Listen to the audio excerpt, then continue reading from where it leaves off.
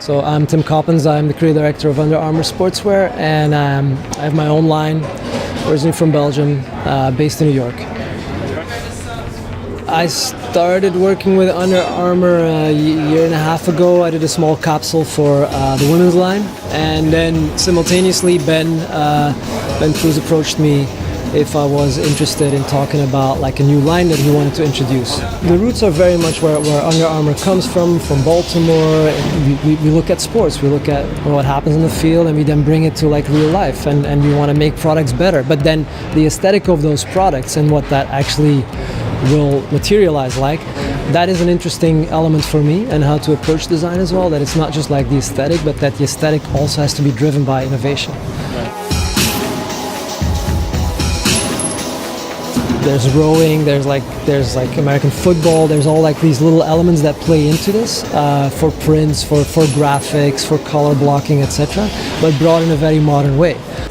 We use innovations to make things water repellent, to make them, more like stretch and to make them more movable. There's like pocketing that is placed in different places where you might not expect it. There's a lot of tailoring in there. There's a lot of fabrics there's cotton twill, there's like a wool that is bonded with like neoprene, there's like down jackets that are like glued together. So there's a technicality to certain fabrics, but there's also an Oxford shirt that has like a water repellent finish on it. We have the tagline Beyond Ambitious. It stands for the things that you want to like achieve in life, how do you want to get out there, how do you want to wear these clothes, what do you want to get out of them. That's stuff that we try to incorporate in the collection in a smart way. Once that product starts to materialize, we wear it, we try it on the right models, and we link the music to it. We just build a whole brand around it, that whole vibe around it. This is the first time, so it's important that we show these clothes a little more up close, and bringing it in a way that also links to Under Armour, and the couple times that I went to Baltimore, and that where the main site is located, it has a very industrial feel. You have the harbor, you have like, and that's something that in this space we wanted to bring, but also the way the clothes are hung up, there's a certain dynamism in them. It's not just like flat, there's movement in it.